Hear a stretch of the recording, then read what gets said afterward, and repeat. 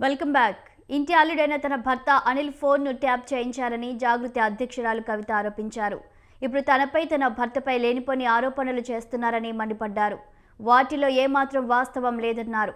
BRS నుంచి వెళ్లగొట్టినా కళ్ళు చలబడలేదా అంటూ ఫైర్ అయ్యారు. హిల్టు పాలసీపై బీఆర్ఎస్ నేతలు తెగ ఆరోపణలు చేస్తున్నారని, అసలు ఈ పాలసీకి కిటికీలు తెరిచింది బీఆర్ఎస్ హయాంలోనే కాదా అంటూ విరుచుకుపడ్డారు. నచ్చిన వాళ్లకు భూ వినియోగ హక్కుల మార్పిడి చేశారు కదా అంటూ ప్రశ్నించారు. ఈ విషయంలో బీఆర్ఎస్ కిటికీలు తెరిస్తే దాన్ని అడ్డం పెట్టుకొని కాంగ్రెస్ ప్రభుత్వం ఏకంగా దర్వాజులు తెరిచిందని ఆమె ధ్వజమెత్తారు. తాను చేసే ఆరోపణలకు బీఆర్ఎస్ సమాధానం చెప్పాలని డిమాండ్ చేశారు. దేవుని దయ వల్ల తాను ముఖ్యమంత్రి అయితే 2014 నుంచి తెలంగాణలో జరిగిన ప్రతి అన్యాయాన్ని, అక్రమాలను వెలికితీస్తానని చెప్పారు. భూముల వివాదంపై తప్పుడు ఆరోపణలు చేసిన ఎమ్మెల్యేలు ఏలేటి మహేశ్వరరెడ్డి, కృష్ణారావు ఓ మీడియా సంస్థకు లీగల్ నోటీసులు పంపారని కవిత తెలిపారు. సంబంధించి ఏవైతే వసతులు కల్పించడంలో బీఆర్ఎస్ ప్రభుత్వం, కాంగ్రెస్ ప్రభుత్వం విఫలమైందో ఆ అంశాలు నా దృష్టికి వస్తూ ఉన్నాయి.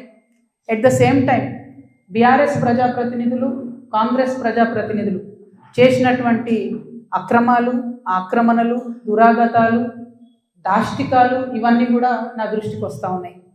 నేను ఏమాత్రం మొహమాటం లేకుండా, ఏ పార్టీకి సంబంధం లేకుండా తెలంగాణ బిడ్డగా, తెలంగాణ ఆడబిడ్డలకు ఉండేటటువంటి పౌరుషాన్ని ప్రదర్శిస్తూ నాకు వచ్చినటువంటి ప్రతి ఒక్క అంశాన్ని కూడా ప్రజలతో షేర్ చేసుకుంటున్నాను. నేను దాంతో ఏమవుతుంది, చాలా మంది యొక్క అక్రమాల పుట్టలు కదులుతున్నాయి, వాళ్ళ పాపాల పునాదులు కదులుతున్నాయి. నా మీద దాడి ప్రారంభించి, ఏంటి దాడి?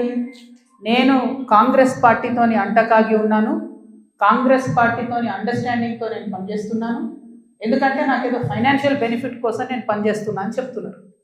దీనికి ఎక్కడ మొదలుపెట్టిండ్రు? నేను ఎప్పుడైతే జాగృతి జనం బాట అని చెప్పి బయటికి రావాలనుకున్నానో ముందు సోషల్ మీడియాలో ఒక ప్రచారం మొదలుపెట్టిండ్రు. నా భర్త గౌరవనీయులు అనిల్ కుమార్ గారి ఫోటోను చూపిస్తూ దాంట్లో ఏవి రెడ్డి గారు అనేటటువంటి వ్యాపారవేత్త నా భర్త కలిసి ఏదో ల్యాండ్ లావాదేవీలు చేశారు. ఆ ల్యాండ్ లావాదేవీ వల్ల నాకేదో పెద్ద ఎత్తున ఫైనాన్షియల్ బెనిఫిట్ అయింది, అట్లా నాకు కాంగ్రెస్ పార్టీకి అవినాభావ సంబంధం ఉంది అనేటటువంటి అంశాన్ని ప్రజల మధ్య ప్రమోట్ చేసే ప్రయత్నం చేస్తున్నారు. ఈ వెకిలి ప్రయత్నాలు చేస్తున్నటువంటి గుంటనక్కలందరూ కూడా నేను చెప్తా ఉన్నా, నేను ఇంకా మీ చిట్టా విప్పడం ప్రారంభించలేదు, ఓన్లీ టాస్ వేసిన అంతే. ఆ టాస్కే ఇంత భయపడితే ఎట్లా మీరు? ముంగటి ఇంకా టెస్ట్ మ్యాచ్ ఉంది, మామూలుగా అనుకుంటారే ఇది కథ. మీరు వెకిలి ప్రయత్నాలు మానుకోండి. నేను మీ మీద చేసినటువంటి ఆరోపణలకు మీకు దమ్ముంటే, సిగ్గుంటే, ప్రజాస్వామ్యంలో ప్రజల మధ్యలో ఉండాలనుకుంటే జవాబు చెప్పండి. అంతేగాని నా మీద మొరిగేటటువంటి వాళ్ళందరినీ వదిలిపెట్టి ఏది పడుతుంది మాట్లాడితే నేను చూస్తూ ఊరుకుంటాను అనుకోవద్దు. బీఆర్ఎస్ ఉన్నటువంటి అధికారంలో ఉన్నటువంటి 10 సంవత్సరాలలో ప్రభుత్వం నుండి నేను ₹1 కూడా లాభం పొందలేదు. మీరు చేసినటువంటి అక్రమాలన్నీ నా మీద ఆపాదిద్దామని చూసుకుంటే నేను ఊరుకునే వ్యక్తిని కాదు. నీతి నిజాయితీ నా వైపు ఉంది కాబట్టి నేను ఇలా ధైర్యంగా కుండబద్దలు కొట్టినట్టు ఎక్కడికి పోయినా మాట్లాడుతున్నా. నాకు ఎవరితో అండర్స్టాండింగ్ లేదు, ఎవరితో వ్యాపారం లేదు. నా భర్త ఎప్పుడైతే టీఆర్ఎస్ అధికారంలోకి వచ్చిందో నేను నా భర్త ఒకటే విషయం అనుకున్నాం. అమెరికా నుండి 2004లో మేము వస్తే నేను ఉద్యమంలో ఉన్నా, ఆయన వ్యాపారంలో ఉన్నాడు. ఇల్లు గడవాలి కదా, మీ లెక్క మంది మీద వాడు దోసుకోలే. నేను ఎప్పుడు మీ లెక్క నేను ఎవరిని వాడి వసూలు చేసుకొని ఉద్యమాలు నడపలేదు. సమయం సందర్భం వచ్చినప్పుడు నా నగలు కుదబెట్టి బతుకమ్మ చేసిన నేను. అందుకే ఇంత పౌరుషం నాకు. ఉద్యమంలో మీరు ఎవరెవరి దగ్గర దోసుకున్నారు, ఏ స్టూడియోల దగ్గర పోయి ధర్నాలు చేసి వాళ్ళతో కాంప్రమైజ్ అయిండు, అన్నీ తెలుసు సంగతులు. లీగల్ నోటీస్ పంపిస్తా ఉన్నా.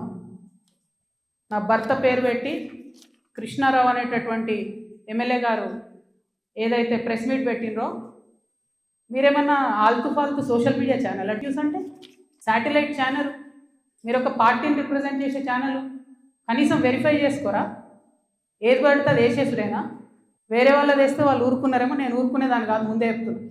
లీగల్ నోటీస్ ఇస్తున్నాం. 1 వీక్లో పబ్లిక్ అపాలజీ చెప్పాలి బిడ్డ, పబ్లిక్ అపాలజీ. కోర్టుకి ఈడుస్తాం ఏమనుకుంటున్నారు. తర్వాత ఏలేటి మహేశ్వరరెడ్డి గారు, వీరికి కూడా నోటీస్ ఇస్తున్నాం, లీగల్ నోటీసు. 1 వీక్లో మీరు కూడా తప్పుడు సమాచారాన్ని ప్రజలకు ఇచ్చినందుకు నా భర్త గారికి నా యొక్క పరపతిని దెబ్బతీసే ప్రయత్నం చేసినందుకు నాకు పబ్లిక్ అపాలజీ చెప్పాలని మహేశ్వర్ రెడ్డి గారిని డిమాండ్ చేస్తూ ఉన్నాను. నేను జాగృతి జనంబాట కార్యక్రమంలో పోతా ఉంటే సడన్గా సోషల్ మీడియాలో ప్రచారం ప్రారంభమవుతుంది. వెంటనే ఏలేటి మహేశ్వర్ రెడ్డి గారు బీజేపీ ఫ్లోర్ లీడర్, ఆయనకి ఏం పనో నాకు అర్థం కాదు, ఆయనకు నాతోనేముందో అర్థం కాదు, నన్నంటే పొలిటికల్గా ఆయనకి ఏం లాభం వస్తుందో నాకు అర్థం కాదు. ఆయన బయటకు వచ్చి సీరియస్గా ప్రెస్ మీట్ పెట్టిండు. ఓకే, ఏం పెడతాడు ప్రెస్ మీటు? ఒక ఫోటో ఉన్న కాపీ తీసుకొని నా భర్తది, దాంట్లో ఏవి రెడ్డి గారి పేరు ఉంది, అది చూపించుకుంటే ఇగో వీళ్ళకి వ్యాపారాలు ఉన్నాయని చెప్తుంటాడు. అసలు ఆయనకి ఏం సంబంధం? అది ఏమన్నా పొలిటికల్ ఇష్యూవా? ఎందుకు మాట్లాడిండు? ఓకే, అంటే దీని వెనుక ఉన్న స్ట్రాటజీ చేసేసి తెలంగాణ ప్రజలు అర్థం చేసుకోవాలి. హరీష్ రావు గారు, బీఆర్ఎస్ పార్టీ ఏదైతే నా మీద దుష్ప్రచారం చేయాలనుకుంటున్నారో అది ఏలేటి మహేశ్వర్ రెడ్డి గారి నోటి నుండి వస్తుంది, బీఆర్ఎస్ పేడ్ సోషల్ మీడియా నోటి నుండి వస్తుంది, ఆ తర్వాత కృష్ణారావు గారు లాంటి ఎమ్మెల్యేల నోటి నుండి వస్తుంది. అంటే రేవంత్ రెడ్డి గారి పరిస్థితి ఇప్పుడు ఎట్లుందంటే, అప్పుడే కప్పం తిన్న పాము ఎట్లుంటుంది, కడుపు నిండింది, నేను సీఎం అయినా, అవినీతి అయితే నాకేంది, రాష్ట్రం ఎటు పోతే నాకేంది, వాగ్దానాలు ఎటు పోతే నాకేంది అని చెప్పి ఆయన సైలెంట్గా ఉన్నాడు. ఆయనకి ఈ బీఆర్ఎస్ పార్టీలో జరిగినటువంటి వ్యాపార లావాదేవీలకి అవుట్ రైట్గా సంబంధం ఉంది కాబట్టి వాళ్ళు సైలెంట్గా ఉంటారు. So let time decide. ఎప్పుడన్నా ఎవరైనా ఎంక్వైరీ చేస్తే డిసైడ్ అయితే చూద్దాం. ఏమీ కాకపోతే నాకెప్పుడో ఒకసారి టైం వస్తుంది కదా, దేవుడు దయ ఉంటే నేను ముఖ్యమంత్రి అయితే కదా ఒకనాడు. ఆనాడు మాత్రం 2014 నుండి 2014 తెలంగాణ వచ్చినప్పటి నుండి ఇప్పటి వరకు అన్ని అన్యాయాల మీద నేను మాత్రం ఆరాధిస్తాను. ఎందుకంటే ఎవరు వచ్చి బయటకు వచ్చి మాట్లాడినా వాళ్ళని దబాయించాలి, వాళ్ళ మీద ఒక కేసు వేయాలి, వారిని ఏదో అనాలి,